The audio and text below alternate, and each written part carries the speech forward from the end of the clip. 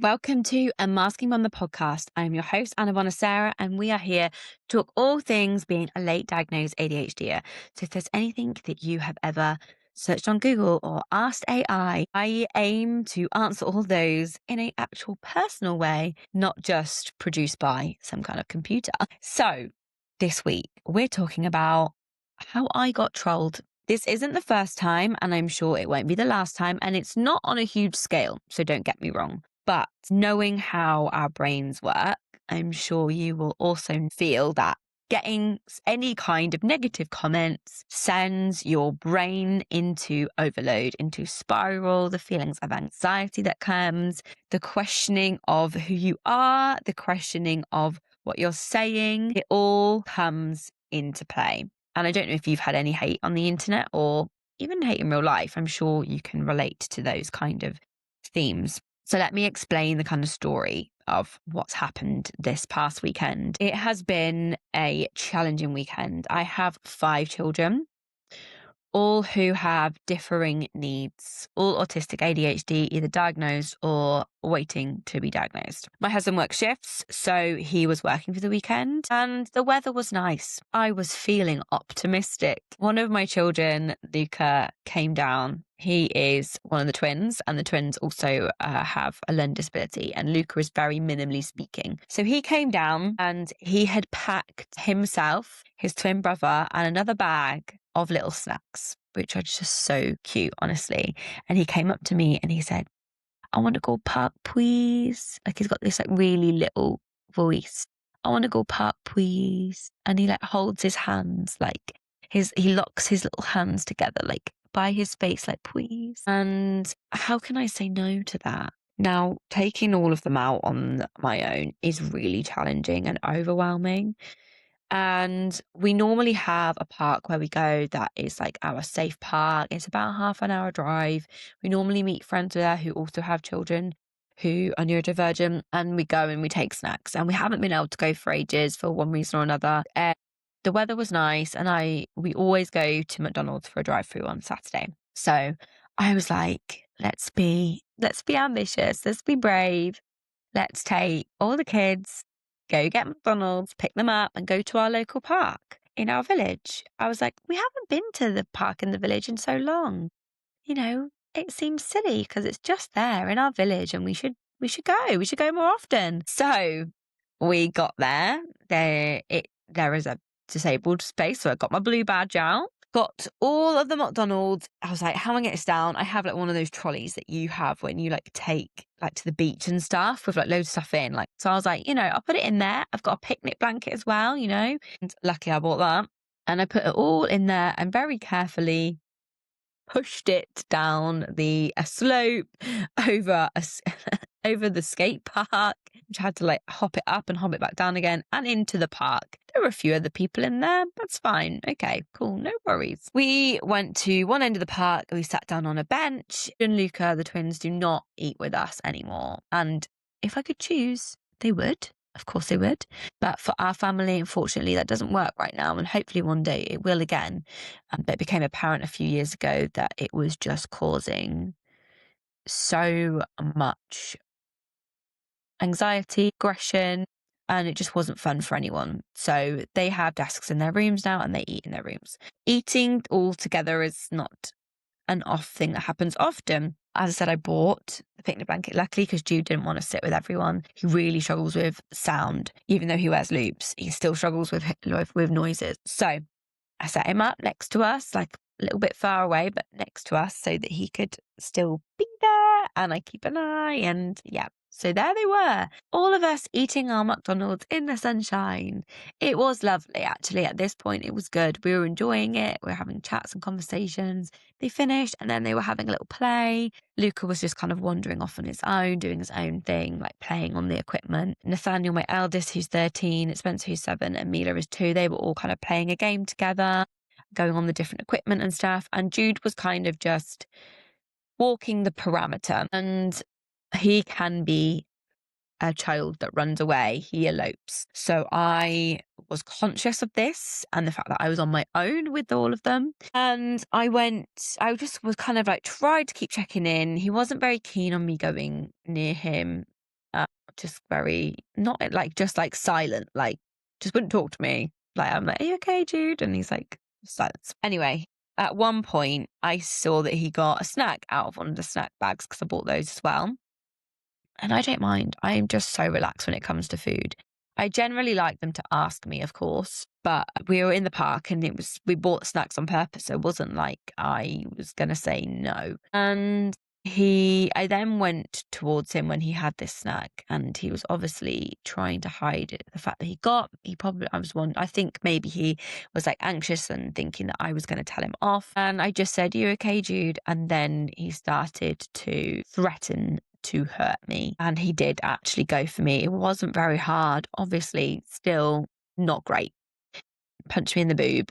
It wasn't very hard. And afterwards, he was like, "I'm so sorry."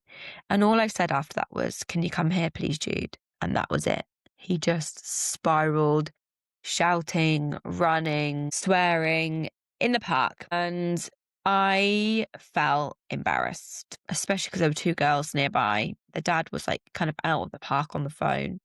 I felt really embarrassed in that moment. And I don't like to admit that, because that in itself has had trolling in the past where I've said that I am anxious about taking the kids out. And I do take them out. And the thing is, when it's like they're having a meltdown because something's gone wrong, I know how to deal with that now, but this is different. This is like a whole nother level of parenting that we are trying to learn, is the emotions, which I'm assuming coming from hormones because he's 12, and with learning disabilities as well, it can come on sooner and it can come on a lot harder. The swearing, the rebelling, I've always had such a good relationship with all of my children. I still do, but this is just new. Being here, even though it wasn't hard in public, I did feel really embarrassed. And I know I shouldn't care what other people think, but I also think it's good to be really honest with how we're feeling.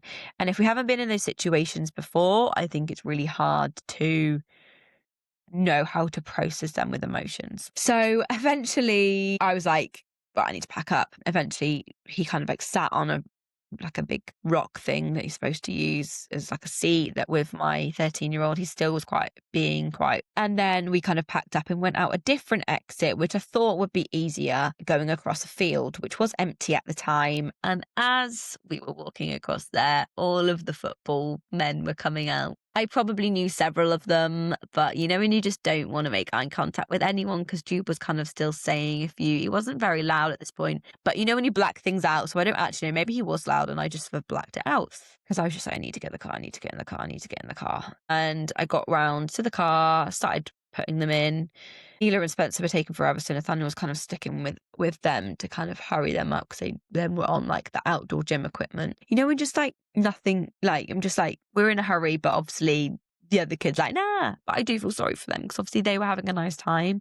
So I did feel deeply sorry for him that we had to leave. Anyway, Stu was angry at the car and was kind of shouting and stuff. And I was just like, "Just please get in the car." And there was a mum and a son who had also been in the skate park, which is like kind of close by. She had glasses on and she was looking in my direction. And I don't know if she was actually looking at me, but I just said, "It's not nice to stare. Don't need to stare, do you?" I've done that only a couple times in my life. And yeah, so I'm really sorry for you. I don't think you'll be listening, but apologies if you weren't looking and it was just me stressing. But it felt like very much it was like in my direction, and it just felt like, eyes on the back of your neck type of thing. And obviously I was already feeling emotional and embarrassed and everything already in stress. So yeah, just that on top didn't help. Anyway, after this, home, it was like, yeah, it kept on escalating for a little bit, and eventually it did calm down and we had hugs and stuff. But yeah, it was really hard. And then I just feel bad for my eldest as well, because it's really challenging for all of us at the minute at home. And I am a verbal processor, so I need to talk about things or they just do not leave my head. One of the ways I can do this is I can share it online, because this is the thing, I do have a lot of friends, but I don't feel like I can burden them with this type of stuff, one specific person. But if I put it out to the world, it's different. And I felt a bit like I wasn't sure if I should say about being embarrassed because I've had backlash before, like I've said. And it stopped me from sharing. I mean, that was a bit of an extreme one. I literally were talking hundreds of thousands of views, and people took what I was saying completely out of context to all other videos I'd been sharing about my own anxiety and going out. So yeah, but that was during a time when I was like very newly into grief of losing my dad. So my whole being was just different then. My whole resilience levels were very, very low. So I let it silence me and I stopped sharing on Facebook for a long time. Like I'm talking years. Only recently I've started being consistent about showing up again and feeling like I have the resilience and the confidence to do so. And so far I hadn't come up any hurdles until this weekend. So when I had shared that post, I wanted to write it because I knew that I wouldn't be the only one. And I also am authentic. I don't want to lie and be like, yeah, I completely handled it amazingly and I didn't care what anyone thought. And that's not reality. Reality, is it? Because we're not 100% of the time perfect. I'm never perfect. I'm, 12 years into parenting with the twins, and it has been an emotional roller coaster. So I then got some lovely comments from people who were supportive and related. And then I started to get a few not so nice comments from people saying I should be embarrassed for sharing this experience that's personal to my son. And I know that people don't like that. And I respect that for them. Okay. There is a lot of shit that happens in my life that I do not share.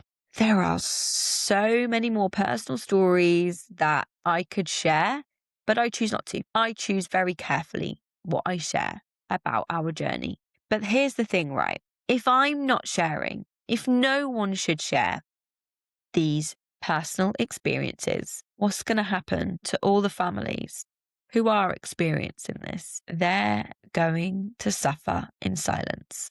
They're going to feel even lonelier than they already do. And I know because I've had people message me since I've put that post. I went to an event yesterday and I've had people come up to me and say, I really resonated with what you say. You keep it real and it's made me feel like, it's not just me. And that's exactly what I wanted from those posts. But also let's have a think about how the older generation are like, this wasn't around in my day. Nobody had autism in my day. Nobody had this in my day. That's why, because no one bloody saw them because they were locked up and chained to radiators in mental hospitals. Literally, it pisses me off so much. If I don't share experiences about Jude and Luca and the struggles and the challenges we go through, and other people don't as well, who's going to know about it? Like, there's only so much professionals tell you, right? There is so much that professionals gatekeep. There are so many things that professionals don't even know. Just saying. And this is a lived experience, hands-on, on the job learning. And sometimes that is even more beneficial than any parenting workshop that the council might put you on. So that is why I choose, but I do choose to share with selectively. There's a lot I don't share anymore about our family, especially now that Nathaniel is 13. I'm aware of that. And he has lots going on, and there's just something that I don't want to deep dive into, even though I'd love to, because I think they're great topics. But yeah, there are some things I'm going to be sharing on a podcast that I'm about to record next after this. I'm back to creating because it's Easter holidays coming up, so I'm being prepared. So there's some little things I'm going to talk about with him that's really important. But I respect his privacy, and I don't want to put him in a place where he's gonna get taken the mick out by his friends or kids at school, etc. So I do choose really very carefully. Okay. Anyway, the actual trolling story. The next day, I was trying to feel hopeful that second time lucky we could have a better day. So it was slightly better, to be fair. We went back to McDonald's, not for lunch this time. We had lunch before we left, and I got McFlurries. I would love to have gone into our local shake shop, but I just didn't have the energy, and the anxiety in me was just high. So I couldn't. And I decided this time to drive to our safe park, even though I knew my friends couldn't be there. And I told the kids that because I just thought maybe that would make the difference going to the safe park. It's a park in a little village. It's got a gate all the way around.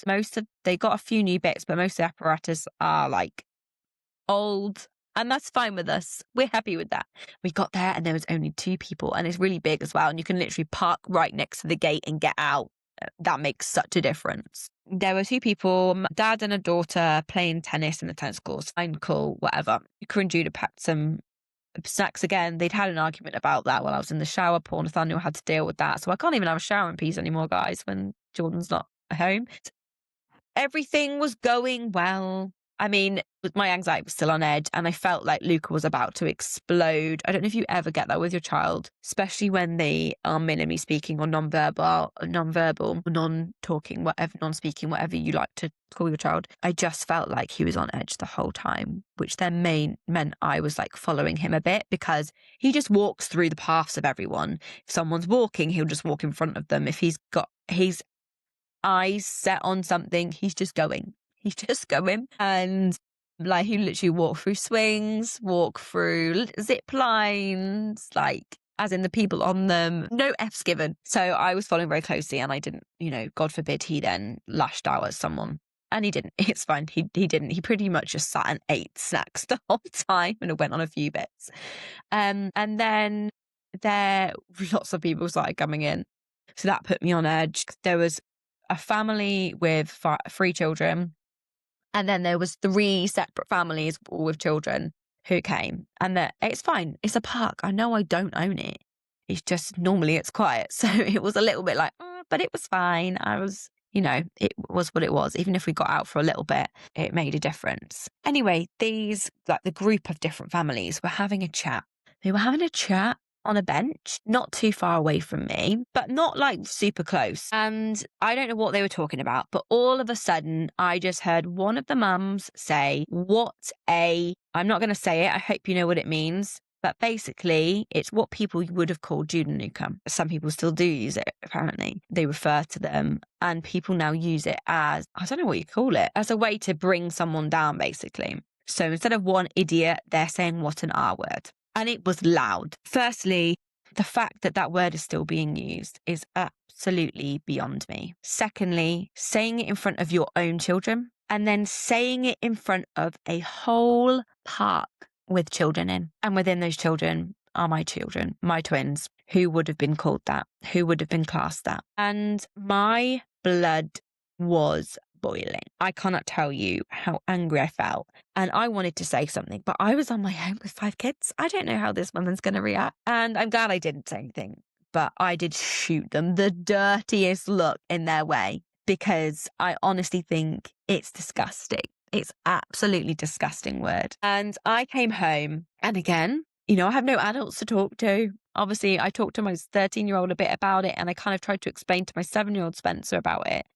The twins don't care. The twins don't understand. They don't, it doesn't bother them, but it bothers me as their mother and as just a human, being. And it's a word that I've been taught as well to not like. My dad hated it, and my dad explained it to me, that word and the S word, SP word, to describe people like my children. And I remember using it once, and my dad like snapping at me. And oh my God, my dad didn't snap. My dad wasn't somebody who told me off ever, really. And so it's serious. So when I said that, and I learned what it was, even though at the time I was like, oh no, like it's a cool word, people just use it at school, I'd never use it. And that's how I've been brought up. And I guess that woman had not been brought up that way. Anyway, so again, had no adults to talk to. So I wrote a post about it. And I wrote this one, obviously, while my blood was still slightly boiling, still quite warm, anger within me. And I wrote the word, and I ummed and ahed about whether I should write it in full or not. And then I did, and I regret doing that. The trolling comment on that, and I get that. I mean, they said it made me, I was as bad as them. I don't think I was as bad as them, but I shouldn't have used it. So I did edit it and put stars instead. But I just wanted to create an impact of people actually reading the post. And it's quite a shocking word, I think, anyway. And then I, at the end, did say like that basically people shouldn't use it. And then I had a few comments of people, you know, being like, that's disgusting. Can't believe people would say that and stuff. And then the next morning, so Monday morning, so after this, you know, heavy weekend, Monday morning comes and the first thing I do, I open my Facebook. Oh, and it had got on the wrong side of Facebook.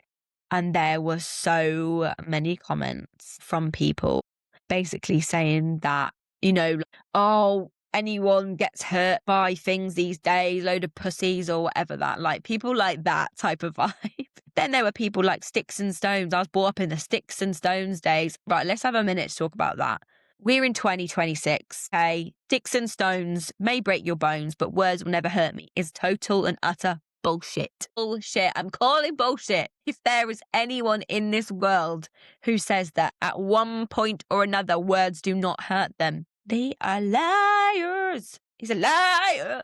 Liar. If you watch Love Is Blind UK, I hope you get that reference. I didn't do it justice. So, yeah, I had all of these negative comments and I instantly felt sick and panicky and kept getting more and more. And I started to question. And it's Monday morning, right? I'm trying to get the kids ready for school and deal with this at the same time.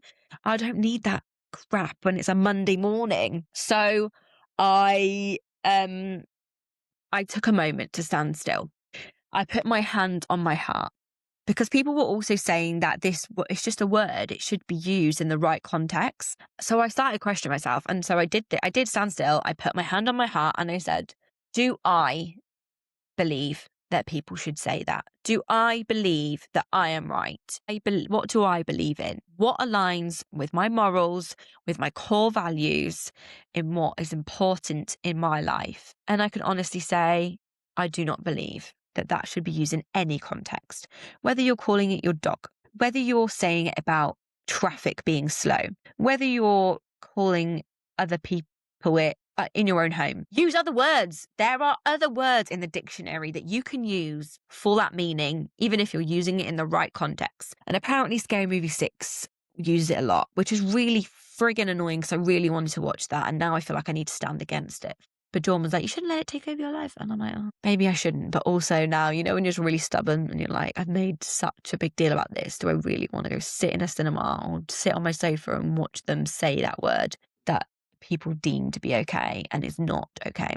So I decided I thought, I could delete the post. And I didn't want to do that. I didn't want to like back down. I didn't want to delete it. So I decided, no, I don't want to delete it. So I looked at the options, what Facebook can give you, and you can turn comments off or you can just turn comments off to friends only. And there's some other options. So I thought I'll just do friends only because I also thought then if I get negative comments, I can just delete the people. I'll know then who the people are on my friends list, right?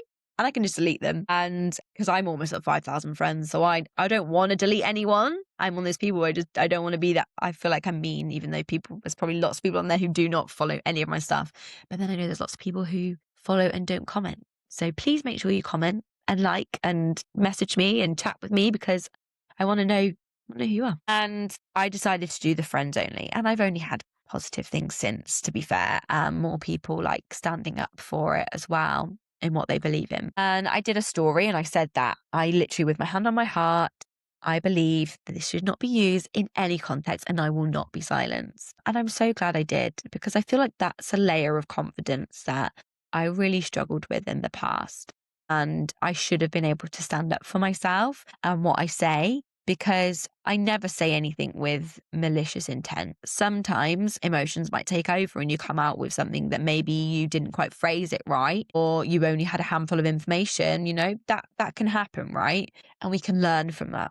But in that moment, I know that saying, you know, I made a few mistakes with the post of how it was written, but the message of it, I truly believe in, and I truly don't think that word should be used, especially around any child for it to then go on and be used in the future generations. Change starts with us. Change starts with us. And I said to Nathaniel and Spencer, if I ever hear you say that, I will be so disappointed. I used the disappointed card. I don't think they would. But yes, that was awful. It was a horrible weekend, not gonna lie. But I survived, and we're going into Easter holidays. Am I anxious? Yes. Yes, I am.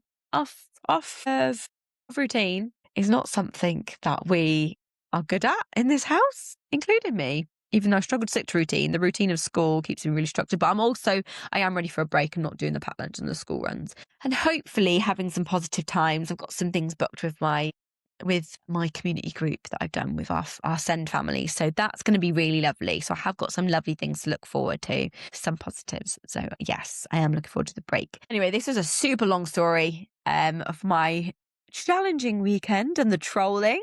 I hope that was interesting. And I just want to say, take a minute to think about what your values are your morals, and think about how you can use that to help you feel more confident to stick up for yourself, advocate for your kids, whatever it is. But, that was really important to me. That was a really big eye opener. And it's something I'm going to be definitely using when we do Confidently ADHD in a few weeks' time. My immersive group experience where I thought of something else really cool as well I'm going to do for it, where we are going to have a WhatsApp chat, lots of small wins because we need that instant gratification, weekly calls to understand our ADHD brain and also build our confidence as who we are, unmasked.